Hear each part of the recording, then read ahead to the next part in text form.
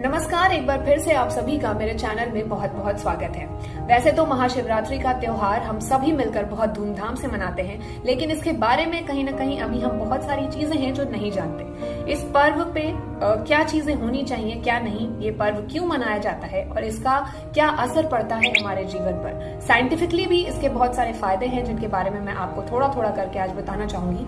महाशिवरात्रि के दिन पूजा पाठ होती है, मेडिटेशन करते हैं लोग, ध्यान करते हैं और कई तरह की कथाएं सुनाई जाती हैं, मंदिरों में पूजा पाठ चल रही होती है। इसके अलावा थोड़ा हटकर अगर हम देखें तो वैज्ञानिक तौर पर सौर मंडल में बहुत सारे परिवर्तन होते हैं शिवरात्रि के दिन, जिसकी वजह से कहा जाता है कि हमें शिवरात्रि पे रात भर जगना चाहिए। सोने से हम बहुत कुछ खो देते हैं, यानी कि शारीरिक तौर पर जो फायदे हमें होने चाहिए उनका लाभ हम नहीं ले पाते।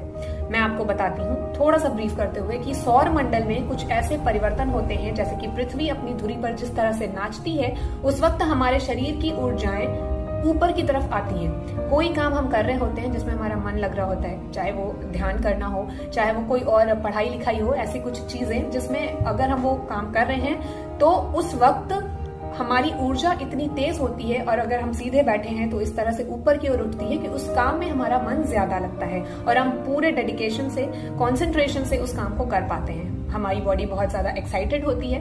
तो इस चीज का साइंटिफिकली ये महत्व है। शिवरात्रि के दिन रात को अगर हम नहीं सोते तो हमारी बॉडी के अंदर की जो एनर्जीज हैं वो ऊपर की तरफ उठती हैं, हमारा माइंड और फ्रेश होता है और ज्यादा एक्टिव रहता है उस वक्त। अगर हम लेट जाते हैं या सो जाते हैं तो वो एनर्जीज जो हमारी बॉडी के अंदर होती हैं उन्हें हम एक्साइट मोड पर नहीं ला पाते, यानी ऊपर की तरफ अगर सीधे बैठेंगे तो एनर्जीज ऊपर आएंगी और हमारा जो भी एनर्जी लेवल है वो इंक्रीज होगा और हम एक्टिव रहेंगे, हमारा ध्यान और अच्छा काम करेगा, केंद्रित रहेगा किसी काम को अगर हम कर रहे हैं तो।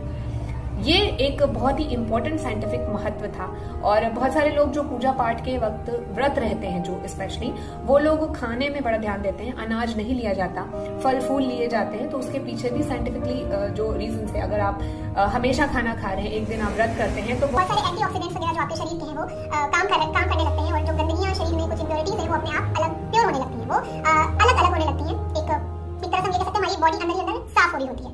तो कुछ ये जो अनाज की चीजें हैं, अनाज है यानी कि दाल चावल आप कह लीजिए और मक्के वगैरह, इस तरह की चीजों को नहीं लेना चाहिए। कॉफी, चाय, दूध, फल फूल ये हमें खाने चाहिए। फलों का सेवन बड़ा इंपॉर्टेंट होता है व्रत में। बॉडी को जो जो नीड्स होती हैं विटामिन एंड ऑल की, वो सारी चीजें व्रत के टाइम पे पूरी होती हैं। बड़ी छोटी छोटी बातें हैं लेकिन हम लोग ध्यान नहीं देते। इसलिए जब भी हम कोई व्रत करते हैं तो वहां पे जो हमारा खान पान होता है वो बहुत इंपॉर्टेंट और ध्यान देने वाली चीज होती है, जिसे हम इग्नोर करके आगे बढ़ जाते हैं। और पूजा पाठ का जो भगवान से जुड़ा एक जो आस्था होती है हमारी, कि हम ध्यान करें, मंत्रों का उच्चारण करें और जो शंख की नाद वगैरह है, ये सारी चीजें बहुत ज्यादा हमारे शरीर पर असर डालती हैं। तो ये हमें करना चाहिए। पूजा पाठ से अगर आप इग्नोर करते हैं तो उसका रीजन देखिए भाई, साइंटिफिकली भी बहुत सारी चीजें हैं जो शरीर को पूजा पाठ के थ्रू मिल रही होती हैं। इसलिए पूजा पाठ से तो हमें बैर नहीं होना चाहिए, करते रहना चाहिए।